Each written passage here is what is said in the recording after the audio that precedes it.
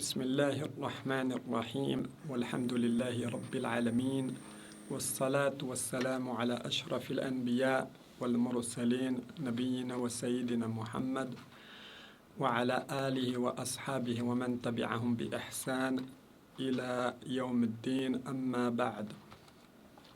Pour entrer tout de suite dans le vif du sujet, j'ai décidé d'entreprendre la réalisation d'une série de vidéos dans lesquelles, si Dieu veut, je vais faire la présentation des compagnons du prophète, que la paix soit sur lui. Mais avant que je ne commence, j'aimerais faire ce qu'on appelle en anglais un disclaimer, c'est-à-dire que jamais, au grand jamais, ce que je vais dire ou raconter fait cas réellement et complètement de ce qu'a été la vie de ces géants, que les choses soient claires. Dans un hadith Qudsi, le 17e, à la fin de ce hadith, on peut lire Ya ibadi innama hiya a'malukum uhsiha lakum thumma uwafikum iyaha faman wajada khayran falyahmadillah wa man wajada ghayra dhalik fala yaluman illa nafsah. Celui, Dieu dit à la fin de ce hadith, ô mes serviteurs, ce ne sont que vos œuvres que je ne recense pour vous en vue de vous en rétribuer pleinement. Quiconque donc trouve un bien, qu'il loue Allah. Quant à celui qui trouve autre chose, qu'il ne blâme que lui-même. Donc, dans cette entreprise qui va consister à faire des vidéos sur les compagnons, que Dieu les agrée, s'il y a un bien, c'est à Allah exclusivement qu'en revient la louange. Et si il y a un mal, alors c'est à moi exclusivement qu'en revient la faute. Et naturellement, j'en prends seule la responsabilité, l'entière responsabilité. Pour quelle raison j'ai décidé de faire des vidéos sur les compagnons du prophète, que la paix soit sur lui? D'abord, que les choses soient claires, les compagnons, que Dieu les agrée, ont un rang particulier, une distinction particulière, une révérence particulière. C'est quelque chose que l'on retrouve dans le Coran, la Sunna, les livres de savants, et d'un point de vue général, à l'intérieur de la communauté musulmane, grand nombre d'entre nous respectent et idéalisent les compagnons du prophète, que la paix soit sur lui. Alors pourquoi? Comment ont-ils fait pour avoir une telle distinction? Comment ont-ils fait pour marquer l'histoire? Que s'est-il réellement passé? J'ai un début de réponse. Il y a tellement de raisons. Mais un début de réponse consisterait à dire d'abord, même s'il faut rappeler que ce ne sont que des âmes avec des défauts et des qualités faillibles, bien entendu, comme vous et moi, rappelons que s'ils se sont distingués, bien qu'ils aient leurs défauts et leurs qualités, comme je viens de dire, bien qu'ils soient faillibles, s'ils se sont distingués, c'est d'abord par leur comportement, parce que quand ils ont été touchés par la calamité, par la tribulation, quand ils ont été dans l'épreuve, quand Dieu les a éprouvés, ils se sont comportés d'une certaine manière qui est fascinante, qui en a fasciné plus d'un, qui me fascine, qui est admirable, qui est extraordinaire, qui est exceptionnel. Et c'est en cela que les compagnons du prophète, que la paix soit sur lui, c'est en cela qu'ils sont des modèles et des exemples pour nous musulmans. Donc ça, c'est le premier des points, il fallait le rappeler. Un deuxième point qui est tout aussi important, et j'aimerais vraiment toute votre attention sur ce deuxième point, puisqu'il est nuancé. On est en droit de se poser la question, vous comme moi, de s'interroger, mais on a le prophète, que la paix soit sur lui, le meilleur des âmes, et on a aussi les prophètes, que la paix soit sur eux. On a ces hommes d'abord comme exemple. Alors pourquoi prendre le modèle des compagnons du prophète, que la paix soit sur lui, alors qu'on a les prophètes, que la paix soit sur eux, on a les prophètes eux-mêmes, pour exemple. Et c'est là où je dis c'est nuancé. C'est qu'en fait, rappelons que les compagnons du prophète, que la paix soit sur lui, prenaient pour exemple le prophète, que la paix soit sur lui, le prophète lui-même. Donc, dans leur façon de prendre, pour exemple, le prophète, que la paix soit sur lui, il y a un modèle pour nous. Je répète, dans leur façon de prendre, pour exemple, le prophète, ou pour modèle le prophète, il y a pour nous musulmans un modèle.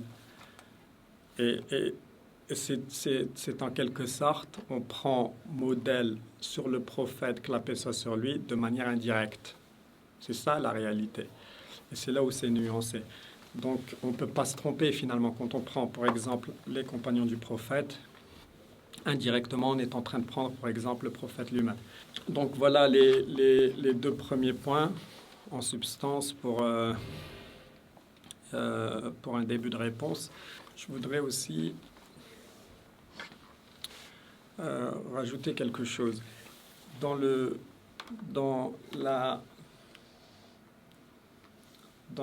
notre manière de les prendre pour modèle, la façon dont on va la matière, si vous voulez, la matière qui va consister avec laquelle on va composer, si vous voulez, pour les prendre pour modèle, ce ne sont en réalité que des récits. Et les récits sont importants dans l'histoire. Les récits sont importants parce qu'ils nous permettent, d'être transportés par l'histoire, et de deux, de s'inspirer, et de trois, de s'identifier aussi, de rattacher notre histoire à la leur. Mais ça, je ne l'invente pas. Dans le Coran, par exemple, dans la sourate Yusuf, Dieu dit « A'udhu billahi minash shaytanir rajim, laqad kana fi qasasihim ibratun li ulil albab » Il y a, dans leur récit, Dieu dit, il y a ibratun, une leçon. Une leçon pour toi, ô prophète, mais une leçon aussi pour nous musulmans par extension. Donc il y a une leçon dans les récits. Le récit de Yusuf, alayhi salam, mais aussi les récits, d'un point de vue général, les récits que l'on peut retrouver dans le Coran. Donc il y a des leçons. Dans la sourate An-Nazi'at, la 79e, Dieu dit « A'udhu billahi minash shaytanir rajim, faqala ana rabbukum al-a'la, fa'akhadahu Allahu nakala al-akhirati wal-ula, inna fi dhalika la'ibratan liman yakhsha » Dieu dit dans ce petit passage, ces trois versets, Pharaon a osé dire, a osé proférer l'indicible, une parole blasphématoire d'un autre monde. Il a dit, c'est moi, je suis votre Seigneur, le Très-Haut. Alors bien sûr, Dieu dit dans le verset qui suit, nous l'avons saisi de la punition exemplaire de l'au-delà et de celle d'ici-bas.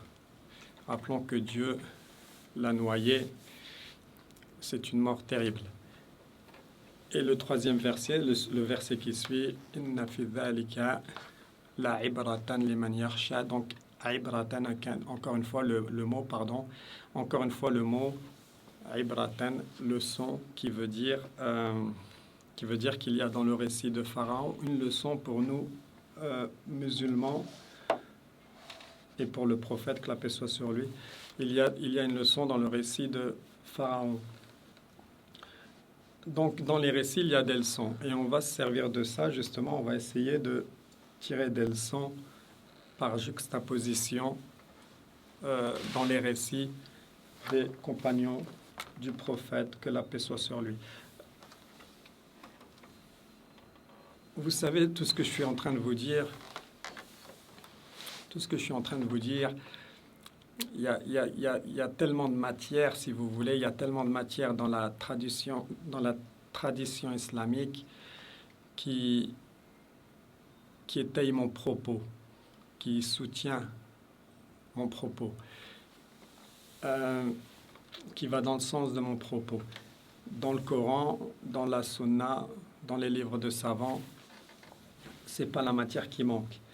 J'ai pris en l'occurrence ici 3 exemples, un dans le Coran, un dans la Sunna et un dans les livres de savants. Le premier exemple que j'ai pris dans le Coran, c'est un verset qui est connu, un verset de la sourate At-Tawbah. وأعوذ بالله من الشيطان الرجيم, le verset 100. والسابقون الأولون من المهاجرين والأنصار والذين اتبعهم بإحسان رضي الله عنهم ورضوا عنه وأعد لهم جنات تجري تحتها الأنهار خالدين فيها أبدا ذلك الفوز العظيم. Ce verset, la traduction de ce verset, Dieu dit parmi les tout premiers des muhajirin et des ansar, donc 2 groupes, les tout premiers de ces 2 groupes-là, et ceux qui les ont suivis avec l'ihsan. Et c'est ce groupe-là qui m'intéresse, c'est-à-dire c'est ce groupe qui nous intéresse puisque c'est de nous qu'il est question. وَالَّذِينَ اتَّبَعُوهُمْ بِإِحْسَانٍ, Dieu dit il nous agrée, on l'agrée, Dieu les agrée et il l'agrée. Il a préparé des jardins sous lesquels coulent les ruisseaux, où ils demeureront éternellement. Donc c'est dans notre intérêt de faire partie de ce 3e groupe, ce groupe qui consiste à suivre les 2 premiers groupes. Les 2 premiers groupes, les muhajiroun, c'est-à-dire ceux qui ont quitté la Mecque à cause de la persécution, les tout premiers d'entre eux, et les ansar, ceux qui ont reçu, entre guillemets, les persécutés. Ils les ont reçus, pas entre guillemets, c'était le cas, ils les ont reçus à bras grands ouverts, chaleureusement à Médine. Et parmi les tout premiers de ces gens-là, donc, et les tout premiers de ceux qui ont fui la Mecque, ces 2 groupes-là, si l'on prend ces 2 groupes-là, si l'on suit ces 2 groupes-là, bil ihsan, alors Dieu nous promet le paradis. Donc il y a une promesse du bon Dieu et par logique une exhortation à les suivre. Donc on est toujours dans le sens de mon propos, prendre les compagnons du prophète, que la paix soit sur lui, pour modèle. Al-ihsan, comment définir al-ihsan? Ça veut dire quoi suivre les compagnons du prophète, que la paix soit sur lui, avec al-ihsan? Il y a un hadith qui est rapporté par Muslim, d'après Omar, radiyallahu anhu, qui rapporte les faits puisqu'il était présent, et qui explique qu'un homme est venu au prophète, que la paix soit sur lui, un homme vêtu tout de blanc, les cheveux très très noirs, pas les signes d'un voyageur. Il s'est assis en face du prophète et il a mis ses genoux contre les genoux du prophète, que la paix soit sur lui. Il a commencé à poser une série de questions au prophète, que la paix soit sur lui. On ne reviendra pas sur toutes les questions, on y reviendra certainement si Dieu veut, quand je ferai la présentation du prophète Mohammed sallallahu alayhi wa sallam. Mais cet homme-là, c'était Jibril alayhi salam, dans l'apparence d'un homme. Jibril alayhi salam, c'est un ange qui a pris l'apparence d'un homme et qui est venu s'asseoir en face du prophète et qui a commencé à poser une série de questions. L'une de ces questions était Akhbirni an al-ihsan.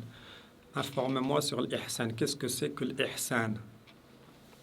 À quoi le prophète a répondu: An ta'bud Allah ka'annaka tarah, fa in lam takun tarah, fa innahu yarak. Il lui a répondu: c'est que tu adores Dieu comme si tu le voyais, alors que tu n'as pas été en mesure de le voir, tu ne peux pas le voir, bien que lui te voit, sache que lui te voit. C'est cet état d'esprit, si vous voulez, cette conscience de Dieu qui consiste à faire les choses avec... cela consiste à faire les choses, avec cet état d'esprit, cette conscience de Dieu. C'est-à-dire qu'on sait que Dieu nous voit, Dieu sait tout, Dieu voit tout, Dieu entend tout. C'est ça l'ihsan. C'est ce niveau de foi, si vous voulez, ce très haut niveau de foi qui consiste à avoir toujours cette présence et dans la tête toujours l'idée que Dieu nous voit. Et si l'on suit les compagnons du prophète de cette manière-là, avec cette conscience de Dieu, donc avec l'ihsan, Dieu nous promet le paradis. Un hadith qui va aussi dans le sens de mon propos, qui est très connu. Le prophète, il est rapporté par Al-Bukhari. Le prophète a dit « Khayrun nasi qarani » les meilleurs individus du monde sont celles et ceux de ma génération. وَالَّذِينَ يَلُونَهُمْ وَالَّذِينَ يَلُونَهُمْ ثُمَّ الَّذِينَ عَفْوًا يَلُونَهُمْ ثُمَّ الَّذِينَ يَلُونَهُمْ ثُمَّ يَجِيءُ مِنْ بَعْدِهِمْ قَوْمٌ تَسْبِقُ شَهَادَتُهُمْ أَيْمَانَهُمْ وَأَيْمَانُهُمْ شَهَادَتَهُمْ. Le prophète dit, la meilleure des générations, c'est la mienne, ensuite celle qui va venir après, et celle qui suivra, celle qui est venue après. Ensuite viendra une communauté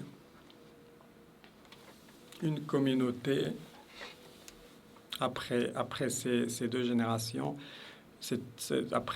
En comptant la sienne, après les trois générations, viendra une communauté qui témoignera, donc qui dira être témoin de quelque chose sans avoir fait le serment qu'elle a été témoin de cette chose. Et inversement, qui fera le serment sans avoir été témoin, sans avoir été témoin, de quoi que ce soit. Donc on a une communauté, quand elle va témoigner, elle va le faire sans jurer, sans prêter serment. Donc, on est en droit de croire que si elle ne prête pas serment, c'est qu'elle est en train de mentir. En tout cas, en islam, quand on témoigne, on prête serment avant de témoigner. C'est dans ce sens-là que le hadith, en tout cas, va dans ce sens-là. Et quand on prête serment,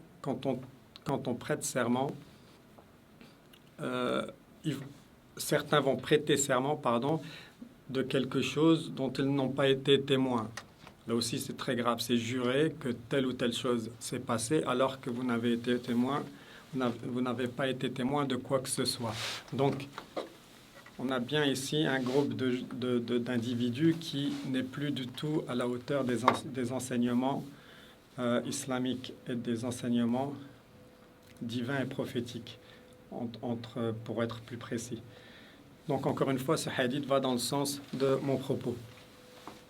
D'ailleurs, il y a cette expression qui est bien connue en islam, at-tabi'una wat-tabi'u at-tabi'ina.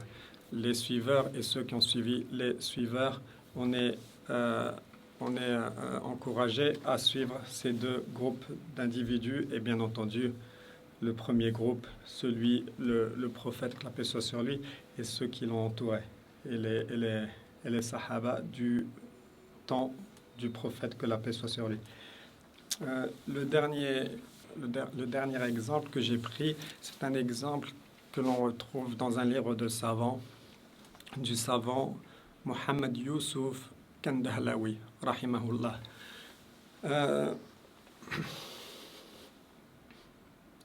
Le livre s'intitule Hayatus Sahaba, la vie des compagnons du prophète, que la paix soit sur lui. Et c'est un passage qui m'a marqué à titre personnel parce qu'il en dit long et parce qu'il touche quelque chose du doigt.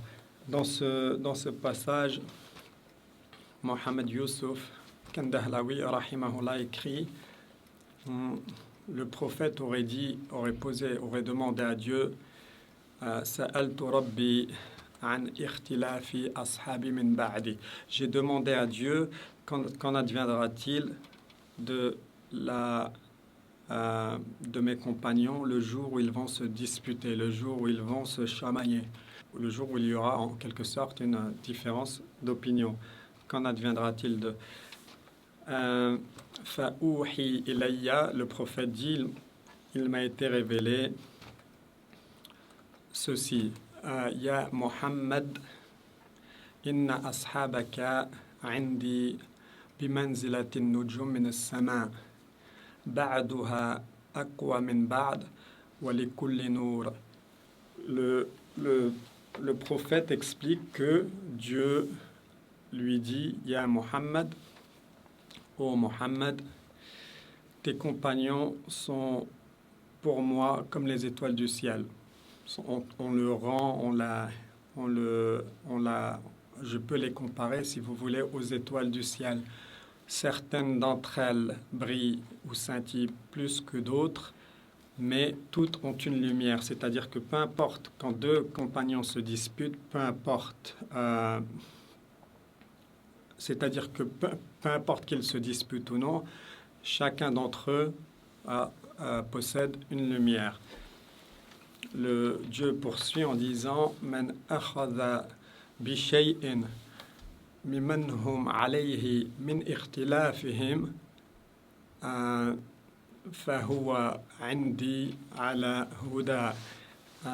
Dieu dit si l'un ou l'autre se dispute et que vous prenez l'un parti avec l'un ou parti avec l'autre, peu importe, vous serez selon moi toujours bien guidés. Parce que dans le fond, l'un comme l'autre ont une lumière, donc l'un comme l'autre sont bien guidés.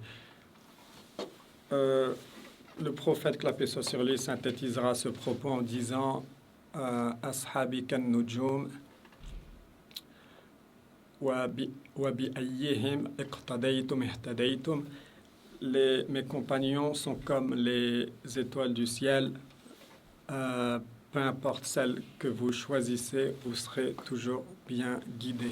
C'est intéressant aussi ce terme an-nujum, les étoiles, parce que c'est un terme qui a été récupéré même dans la tradition occidentale, dans la culture occidentale, pardon. Aujourd'hui, les grands acteurs, les célébrités, les chanteurs, les stars les sportifs de haut niveau, les grands sportifs, on dit d'eux qu'ils sont des stars, des étoiles. Donc, dans la langue anglaise, des stars, c'est des étoiles. Et c'est intéressant de voir que dans notre tradition, les étoiles, les réelles étoiles, sont les compagnons du prophète, que la paix soit sur lui, alors que dans la tradition ou dans la culture occidentale, les stars sont les artistes, les acteurs, les chanteurs, les musiciens, les sportifs, etc. etc.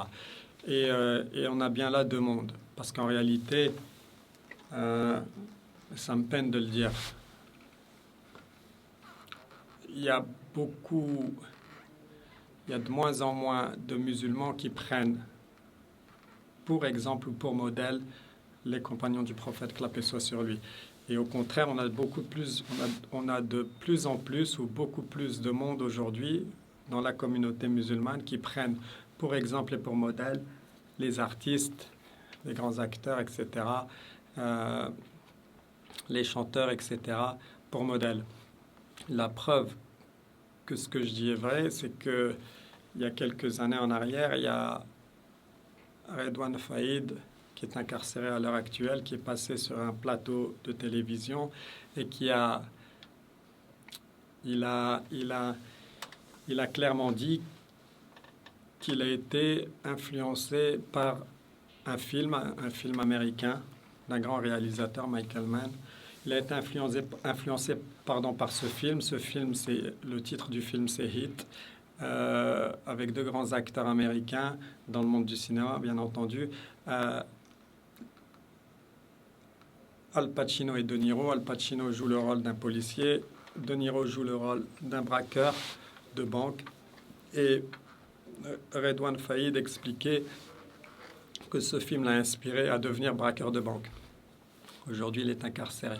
Donc on a bien deux mondes. On a cette influence très lourde du monde occidental d'Hollywood, de l'industrie cinématographique, des films, de la culture occidentale qui pèse sur nos épaules. Et à côté, on a bien sûr notre tradition, la tradition islamique, avec des exemples, des modèles pour de vrai, cette fois-ci de vrais modèles, qu'on a malheureusement, on a beaucoup d'entre nous ont balayé ça du revers de la main. Beaucoup d'entre nous ne connaissent pas grand-chose des compagnons du prophète, que la paix soit sur lui. Et c'est l'une des raisons d'ailleurs pour laquelle j'ai décidé de faire ces vidéos. Si je peux déplacer le curseur ou changer le cap, entre guillemets, si je peux apporter ma contribution de cette manière-là, alors je remercie le bon Dieu. Voilà pour cette première vidéo d'introduction. N'hésitez pas à vous abonner parce que la prochaine vidéo, ce sera sur le compagnon du prophète, que la paix soit sur lui, Abu Bakr, radiyallahu anhu. Donc, si vous vous abonnez, je suppose que dès que je la téléchargerai, vous en serez tout de suite informé. Je vous remercie sincèrement d'avoir écouté cette vidéo jusqu'à la fin. Wassalamu alaykum wa rahmatullahi wa barakatuh.